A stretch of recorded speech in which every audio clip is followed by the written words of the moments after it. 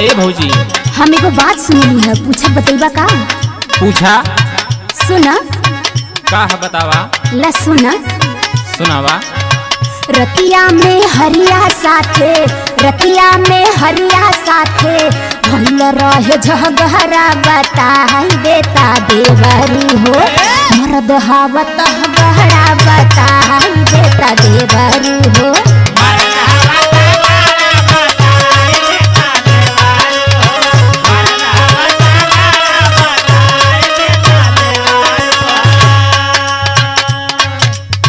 का भइल रहे बोला?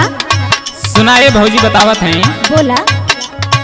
सब्जी बनवले रहल। सुना तड़ू भौजी? हाँ हो सुना तानी। बोला। सब्जी बनवले रहल भौजी रे भाटा भोजनावा के साथे दिहले। भौजी रे माठा भोजनावा के साथे दिहले।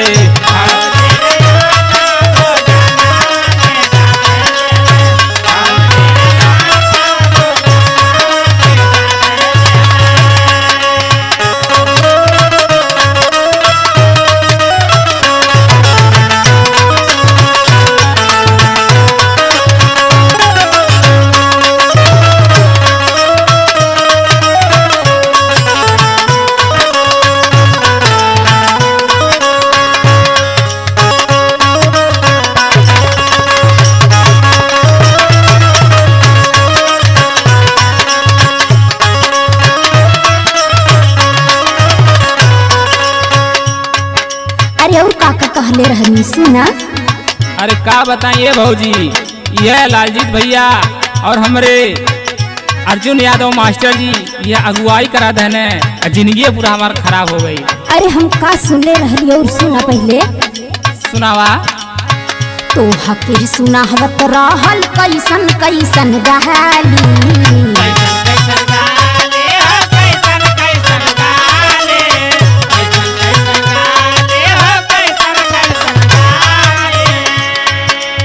सुनत है ना? हाँ भौजी। नाही जान पवला देवर में हरी बाबा हाली।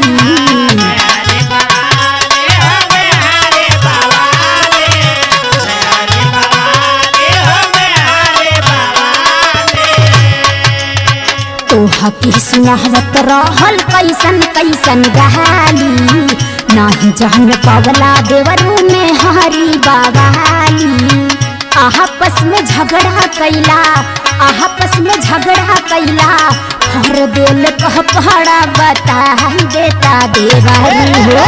मर्द हावत गहरा बताई देता देवरू हो।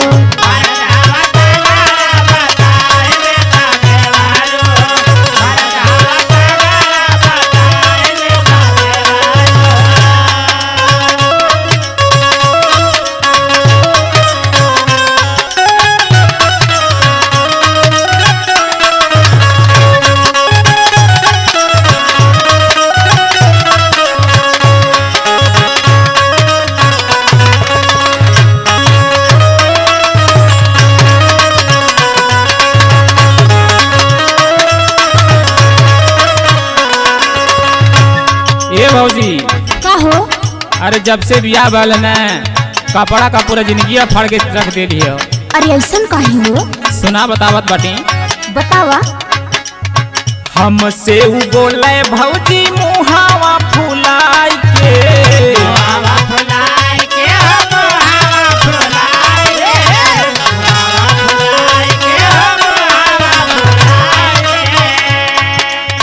तीखा रहल सब्जी खैली माठा मिलाई के।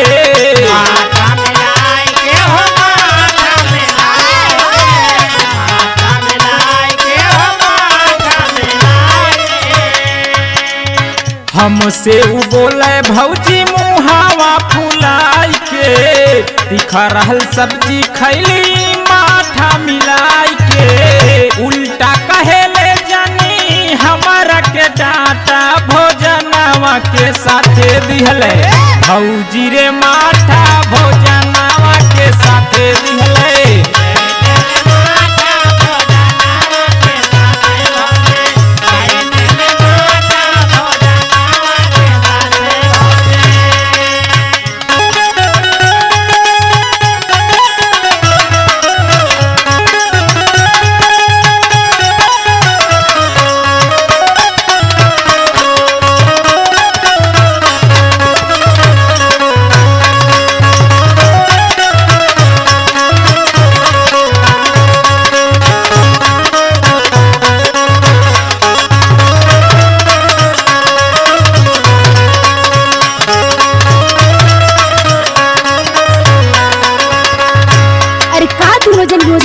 करेला हो। अरे का करिए भौजी, एकदम परेशान हो गल बाटी। सुना हमार बात सुना। सुनावा। राम के संगत बाबू समझे हो प्यार के,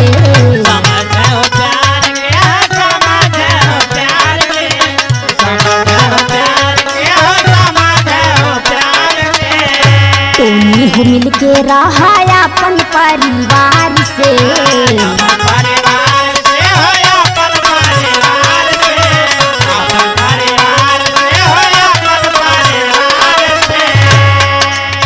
राम के संगत बाबू समझे हो प्यार के, टोनी हो मिल के रहा अपन परिवार से। बतिया बिगड़ जाई, बतिया बिगड़ जाई, कहरा बाज झगहरा बताई देता देवारी हो, मर्द हवत गहरा बताई देता देवारी हो।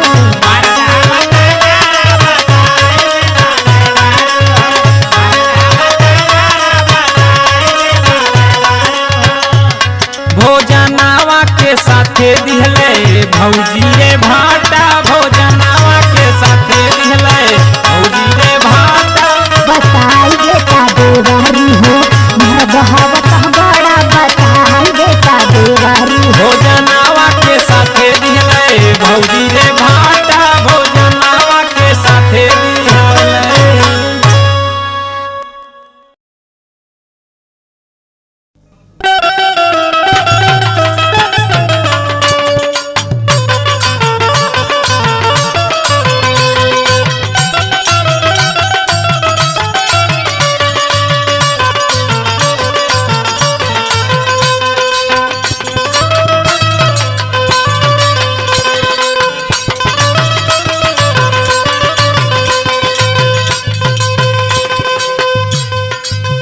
आए भैया, हम सिंगर अंगद चौहान जाना फिर एक बार आप लोगों के बीच में एक बहुत ही सुंदर निर्गुण आप लोगों के बीच में भेज रहल बानी। ये भैया हमें आशा ना पूर्ण विश्वास है आप लोगों की जरूर पसंद आई। कैसे ध्रुविजय भैया? टूटे नए को पाती, टूटे नए को पाती, संहारी राखा झुलनी, टूटे नए को पाती।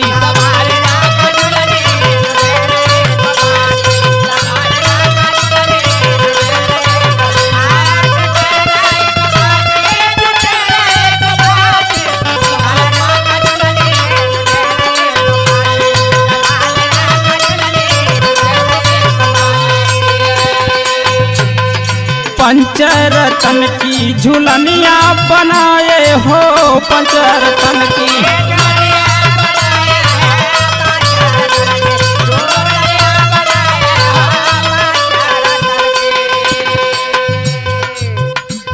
अरे पंचरतन की झुलनिया बनाए हो, पंचरतन की झुलनिया बनाए हो।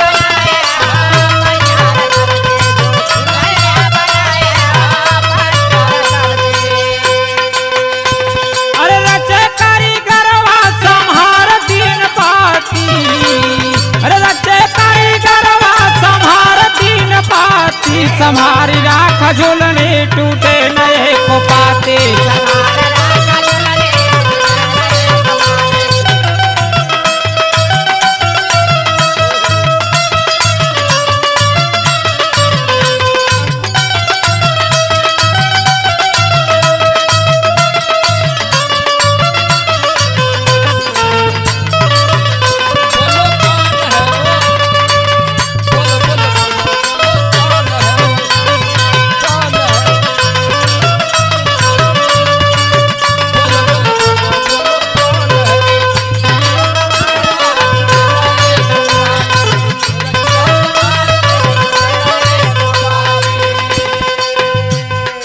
अनमोल हीरा लगाया झुलनी में,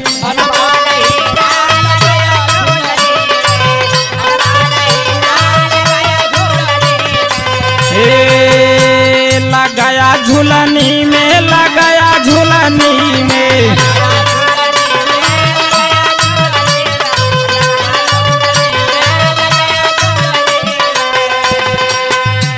सतो गुण तमो गुण रजो गुण संघ को पाती।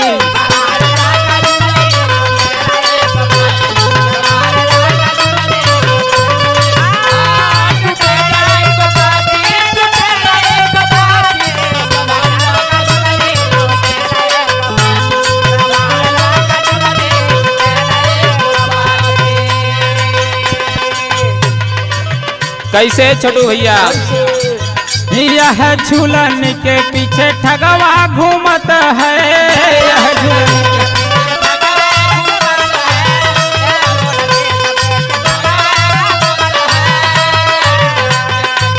ठगवा घूमत है, हो ठगवा घूमत है।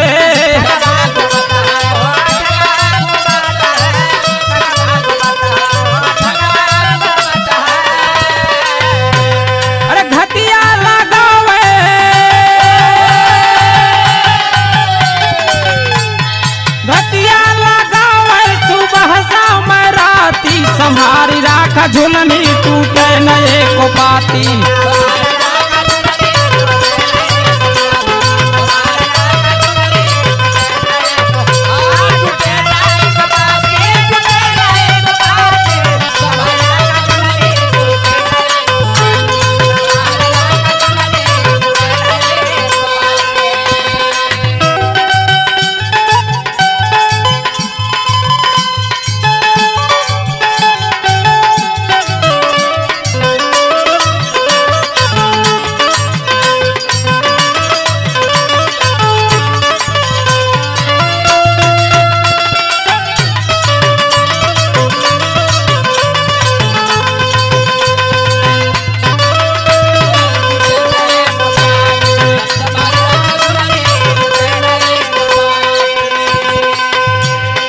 लास्ट में कहना बा, अरे श्यामा का है ध्यान रखना अनजाना हो, श्यामा का है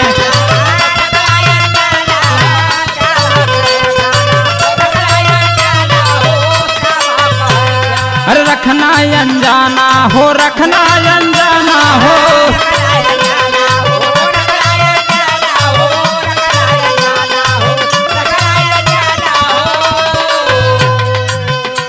अरे दिया ना जलेला,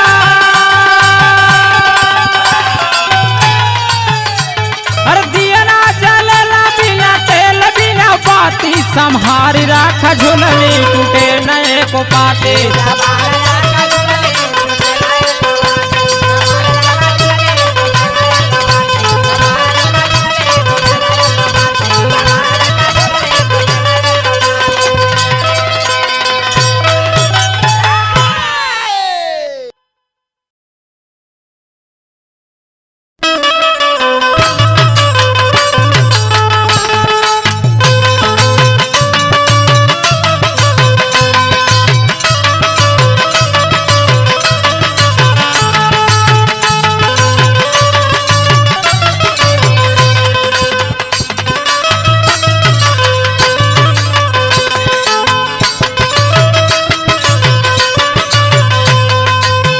भैया हम सिंगर अंगद चौहान जाना सभी भोजपुरी दर्शकगण को हाथ जोड़ के प्रणाम करता नहीं। और हमारी दूसरका निर्गुण आप लोगों के बीच में जा रहा बा। पहल का निर्गुण हमारा है टूटल पिया मोर नैहरवे में झुलनी। आप लोग बहुत प्यार दुलार दहनी। और ये निर्गुण अरविंद राज और रामजना भैया की देख रेख में जा रहा बा। और आगे कैसे कहना बा, छूटे न दाग चुनरी, छूटे न दाग चुनरी, रची रची धोई छूटे न दाग चुनरी।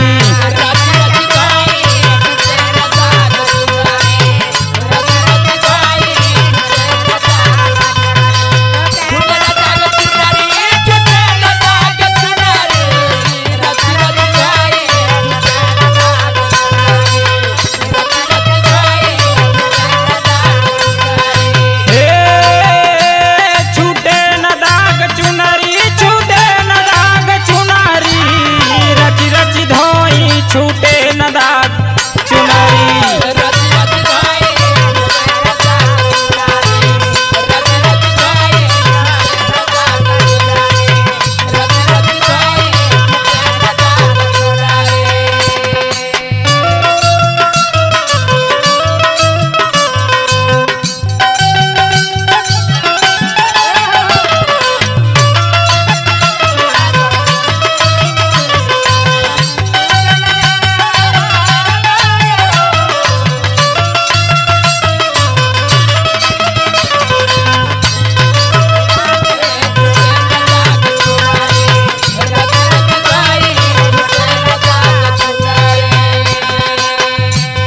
कैसे छोटू भैया? गंगा नहैली हो जमुना नहैली हो गंगा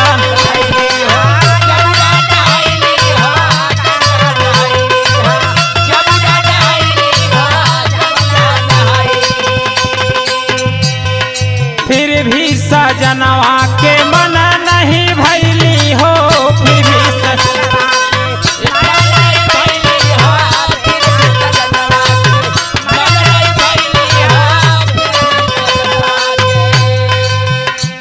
अरे भाई विदाई अरे भाई विदाई उदास भइल सगरी रची रची धोई छूटे न दाग चुनारी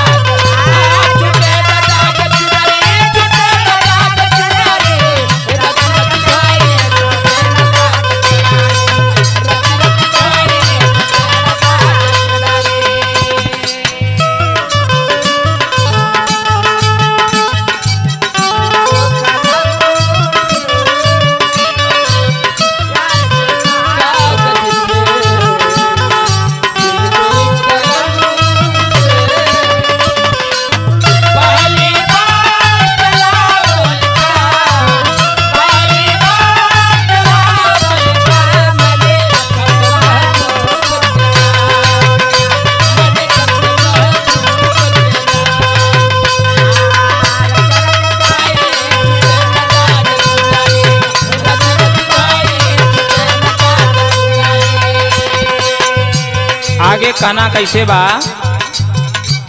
अरे भौजी छोड़ा में दाग सखिया छोड़ा में हो भौजी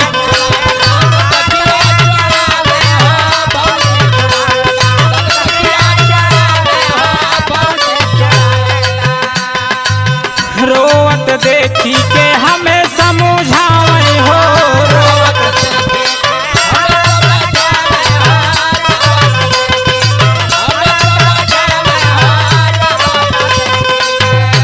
कैसे रामजन्म भैया? अरे फिर भी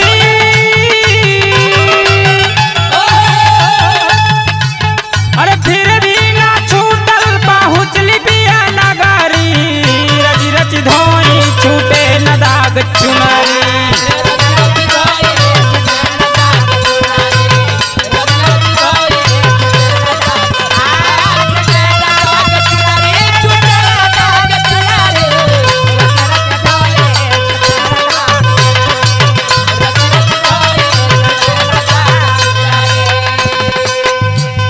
अरे रतिया के पिया हमारी से जरिया हो रतिया के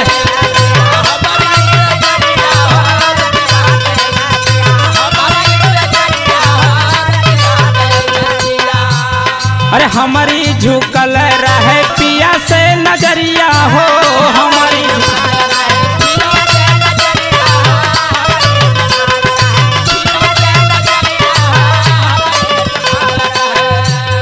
का कहने हो रामजन्म भैया आगे? अरे देखी के दाग अरे देखी के दाग उठले पिया मुगरी रची रची धोई छूटे न दाग चुनरी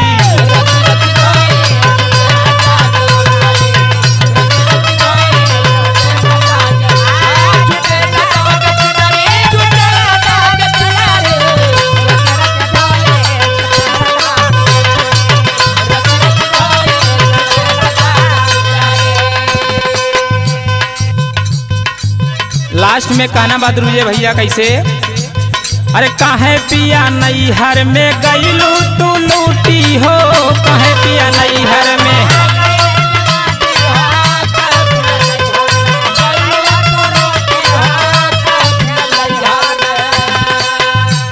अरे बिना गुरु ज्ञान के दाग नहीं छूटी हो बिना गुरु ज्ञान के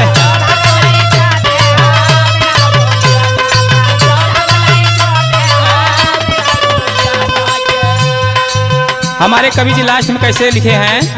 अरे श्याम